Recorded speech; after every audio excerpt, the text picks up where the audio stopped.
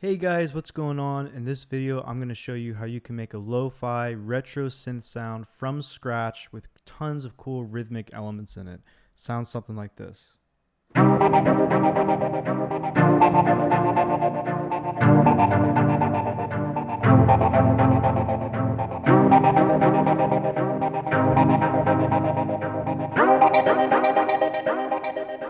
So that's basically the sound. Right there, I'm just hitting some chords real quick on my keyboard.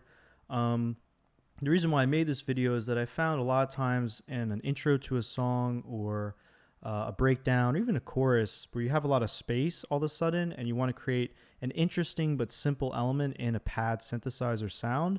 If you try to just scroll through presets on a software synthesizer, you can spend an hour, maybe even longer, trying to find a sound that does that. And so that's why I sort of designed this sound. And if you enjoy it, by the way, you can get the preset for the sound for free. Just check the link in the description to my newsletter where I do a free content group where I just send this stuff out to my followers.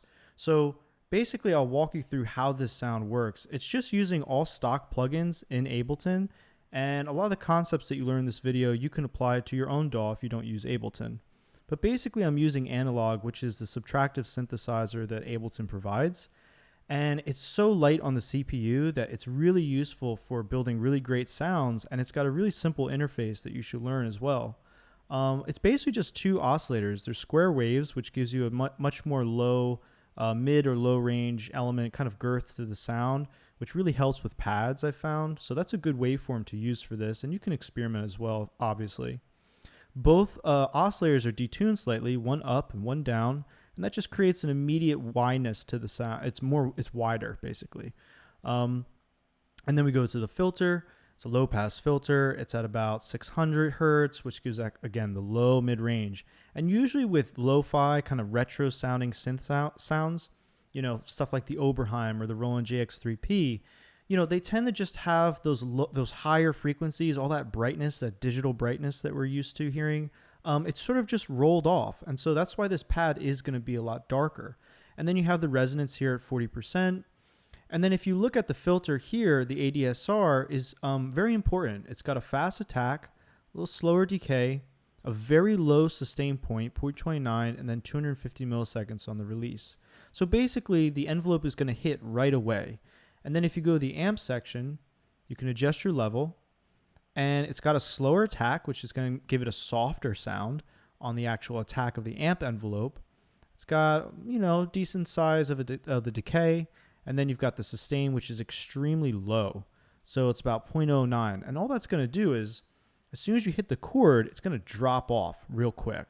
So that's going to leave more space for the rhythmic elements. And then you've got your release here.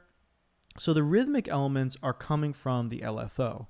It's synced to tempo at 16th notes, and of course you can experiment with this. And I'm using a rectangular wave at 59% on the phase modulation. And then very importantly, we've got the delay at about 220 milliseconds. So what that means is that you're going to have a delay of when the LFO actually acts on the filter. And that's going to give space to the sound, let the sound happen, and then the rhythmic elements happen. And so the LFO is going to be affecting the filter. So you look at your envelope at 1.83, LFO at 1.28, and that's basically it. The rest of it is just adding a little extra, bells and whistles to the sound. It's got a vibrato on it, which is a very JX3P kind of thing. The vibrato modulator on the JX3P is very famous. So that's kind of that influence there. Some unison to fatten the thing up, make it a little more wider. And then the glissando. The glissando adds, again, this other character to the sound. If you go from low to high or high to low, it's going to slide up to that note a little bit and create a little more interest. And then basically we're just adding effects to the sound. We've got the chorus here, just 14%. If it was a lot higher, you'll find it acts as a high pass, because chorus actually will take out or will phase out all those low end frequencies. But on analog synthesizer, the low end isn't always, everyone talks about the high end being rolled off of a retro gear. It's also the low end, which is slightly rolled off. So we don't have that really thick, clear digital low end on these synthesizers. So you add a little bit of chorus to actually phase out and smooth over some of those low end frequencies. Then I just added a simple delay. I just dragged it in, turned the feedback up a little bit. That's just adding more rhythmic character to what's happening with the LFO. And then a basic reverb, put on the high quality setting so it sounds a little better. Dry wet set 55%. And then we get to these last 3 plugins, or 4 I should say. And these are really important because there's not a lot happening here at all, but it's so important to beefing up your sounds and not trying to fix them in the mix later on. Get the sound right at the very beginning of your production. And then you can just freeze the track and flatten it to audio if you want, and you save yourself a ton of processing space on your CPU load when it comes time to actually mix. And so I'm doing that with the saturator. What a lot of people don't realize about saturation is that it's a great tool for unifying a sound. So we have all these elements like the LFO, the reverb, the delay, the chorus, all these things kind of acting on the sound. What a saturator does is it provides a layer of saturation to everything that comes before it. And this could even apply to a group of tracks. So you could have a group of drum tracks or whatever it is, add a saturator to it. It's going to unify the sound a lot more. So I'm adding a little bit of drive to this, and it's all the way up on wet. And I also made sure it was on the soft clip, which adds an extra layer of output to the output of the plugin. So you're getting a little more drive into the sound. The compressor is basically just beefing up the sound a little bit. It's not doing a whole lot. You can see how much it's touching it. Just barely.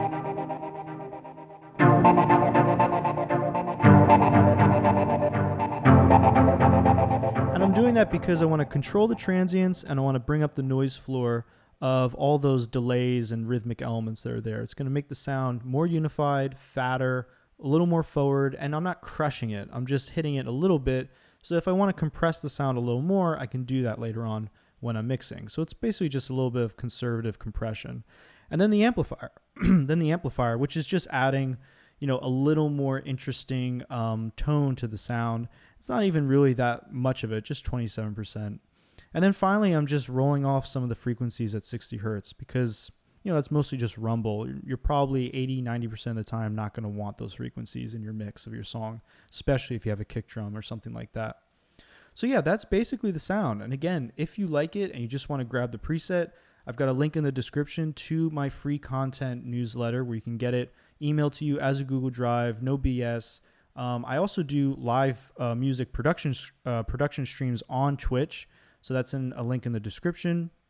And if you found this video useful, just make sure you hit the like button and subscribe, and you can see more in the future.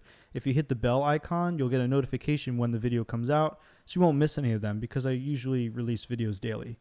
But that's basically it. I hope you guys enjoyed this video and got something from it. And yeah, have fun making music.